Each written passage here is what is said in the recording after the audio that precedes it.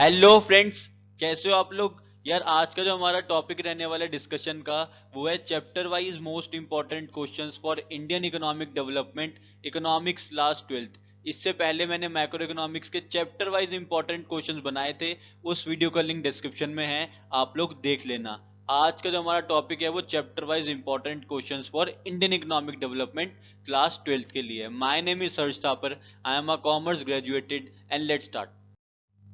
तो जो आपका चैप्टर नंबर 1 है यानी कि Indian economy on the eve of independence, इससे जो इंपॉर्टेंट क्वेश्चंस रहने वाले हैं वो कुछ इस तरीके से है।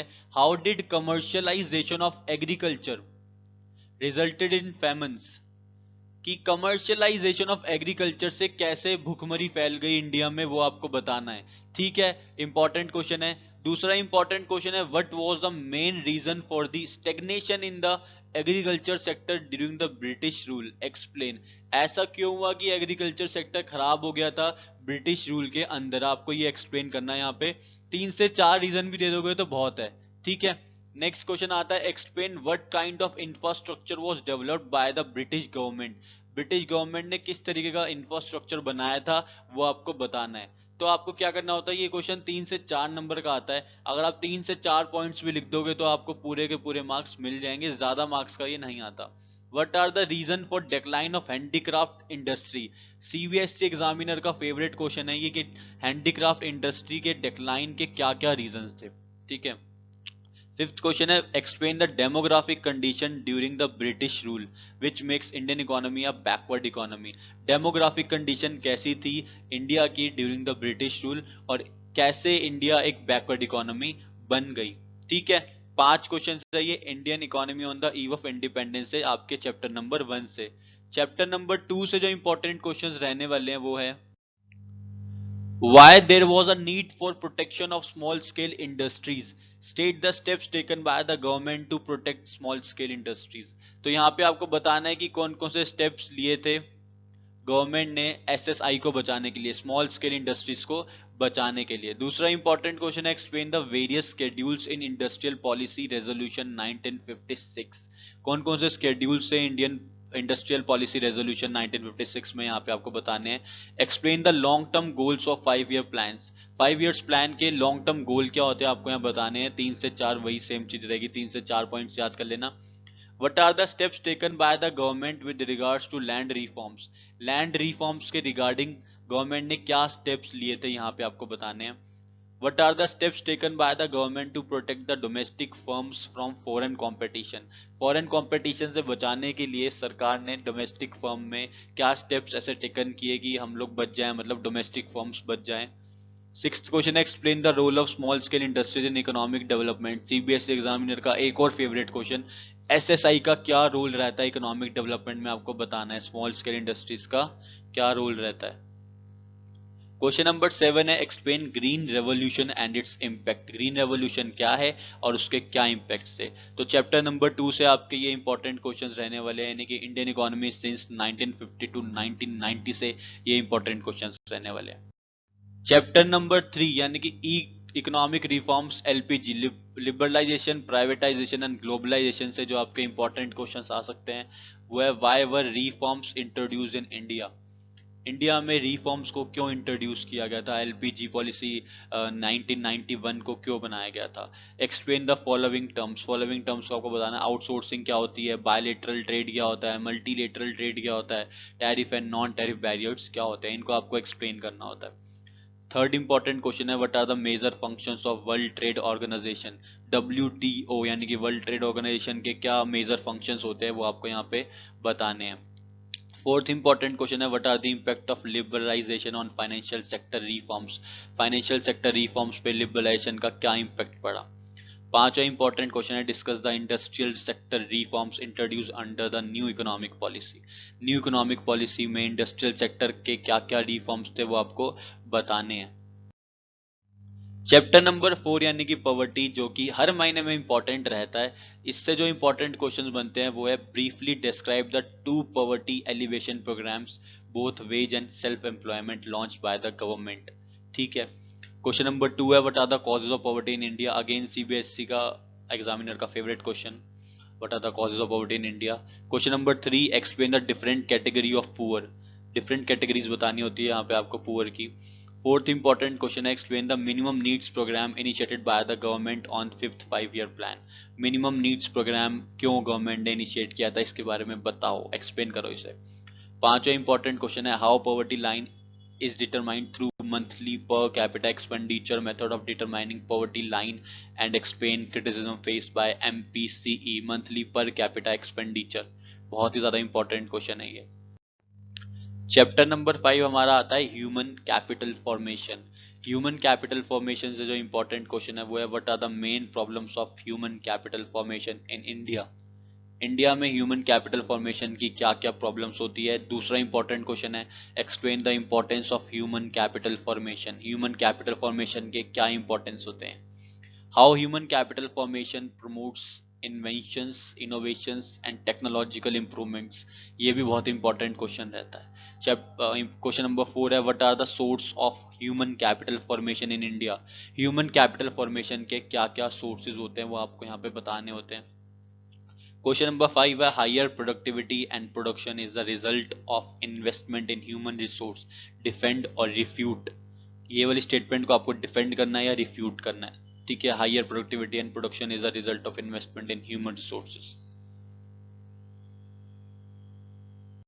चैप्टर नंबर 6 यानी कि रूरल डेवलपमेंट से जो इंपॉर्टेंट क्वेश्चंस रहने वाले हैं वो कुछ इस तरीके से है, explain the steps taken by the government in developing rural markets. Rural markets को डेवलप करने के लिए सरकार ने क्या क्या स्टेप्स लिए थे. दूसरा इंपॉर्टेंट क्वेश्चन है, briefly discuss the process of rural development. Rural development क्या होता है उसके प्रोसेस को ब्रीफली डिस्कस करिए. 2 से 3 नंबर में आता है क्वेश्चन. थर्ड क्वेश्चन है, discuss the various non institutional sources of rural credit. Rural credit के कौन कौन से नॉन इंस्टीट्यूशनल सोर्सेज होते हैं वो यहाँ पे आपको बताने हैं. फोर्थ इंपॉर्टेंट क्वेश्चन है, discuss the various policy instruments initiated by the government to protect the farmers in marketing of their agricultural produce. यहाँ पे आपको बताना है कि कौन कौन से पॉलिसी इंस्ट्रूमेंट्स है जो कि सरकार ने निकाले थे फार्मर्स के लिए ताकि वो मार्केटिंग कर पाए एग्रीकल्चरल प्रोडक्ट्स की.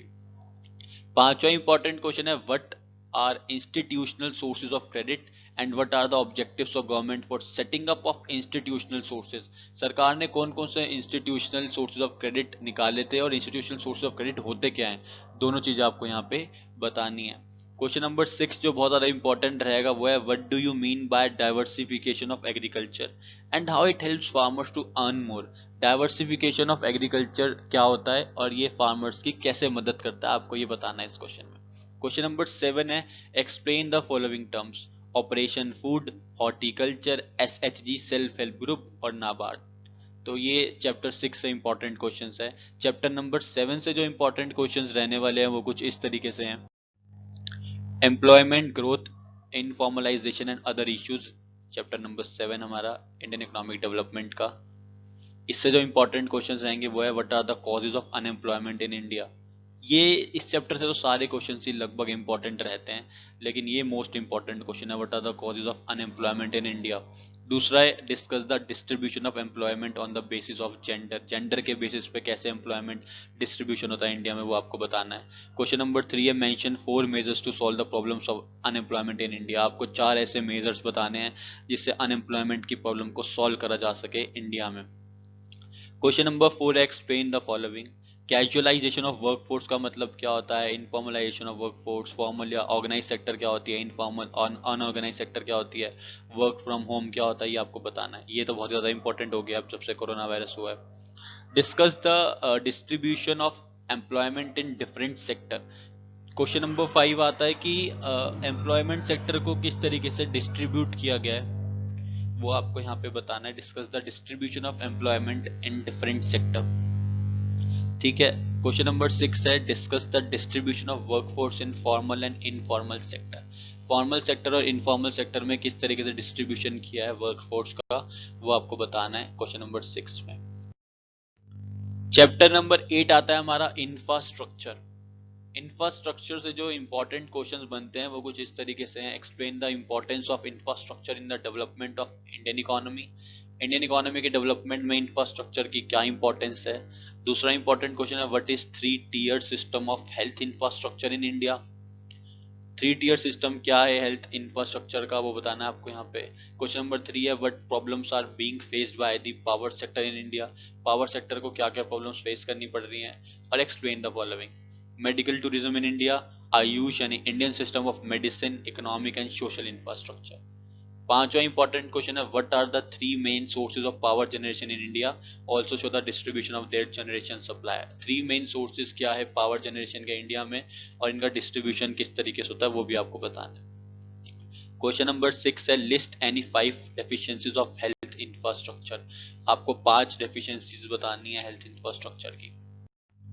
चैप्टर नंबर 9 यानी कि एनवायरमेंट एंड सस्टेनेबल डेवलपमेंट, इससे जो इंपॉर्टेंट क्वेश्चंस आते हैं वो है explain the following terms, global warming क्या होती है, ozone depletion, land degradation, soil erosion, biodiversity loss, sustainable development क्या होते हैं, इन सबको बताना होता है। क्वेश्चन नंबर 2 आता है what are the main functions of pollution control board, main functions क्या होते हैं पोल्यूशन कंट्रोल बोर्ड के, वो आपको बताने हैं। क्वेश्चन नंबर 3 जो इंपॉर्टेंट रहता है वो है what are the strategies need to be adopted to achieve sustainable development, ऐसी कौन कौन सी स्ट्रेटजीज हैं जिनको हमें अडॉप्ट करना चाहिए ताकि हम सस्टेनेबल डेवलपमेंट कर पाएं। क्वेश्चन नंबर 4 जो इंपॉर्टेंट है वो है define the problem of air pollution and some of the ways to control air pollution, air pollution की क्या प्रॉब्लम है और उसको कैसे सॉल्व किया जाए। क्वेश्चन नंबर 5 है what is carrying capacity of environment, explain, carrying capacity of environment क्या होता है उसको एक्सप्लेन करो।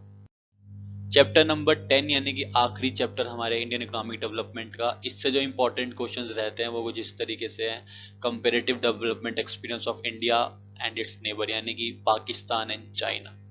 पहला क्वेश्चन आता है what similar development strategies have India and Pakistan followed for their respective development paths, ऐसे कौन से डेवलपमेंट स्ट्रेटजीज हैं जो कि इंडिया और पाकिस्तान ने फॉलो किए हैं अपने रास्ते में यानी कि डेवलपमेंट के पाथ में।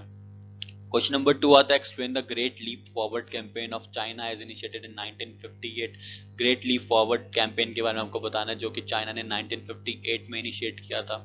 क्वेश्चन नंबर 3 आता है mention the various indicators of human development, human development के कौन कौन से इंडिकेटर्स होते हैं वो आपको बताने हैं। Question number 4 briefly discuss the sectoral contribution to the GDP of India, Pakistan and China, किस किस तरह से सेक्टर कंट्रीब्यूट करते हैं डिस्ट्रीब्यूशन ऑफ जीडीपी में इंडिया, पाकिस्तान एंड चाइना, तीनों का बताना है आपको।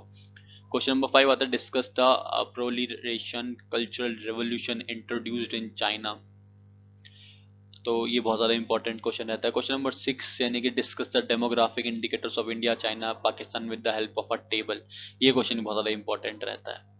तो ये हमारे चैप्टर वाइज इंपॉर्टेंट क्वेश्चंस थे from Indian economic development, economics class 12th। Macro economics के जो क्वेश्चंस है वो लिंक डिस्क्रिप्शन में है, आप जाके देख सकते हो। अगर फिर भी कोई दिक्कत आती है तो आप लोग मुझे कमेंट करके पूछ सकते हो। तब तक के लिए all the very very best. Channel को सब्सक्राइब करना मत भूलिएगा और साथ में लगे बेल आइकन को प्रेस कर देना। Thank you.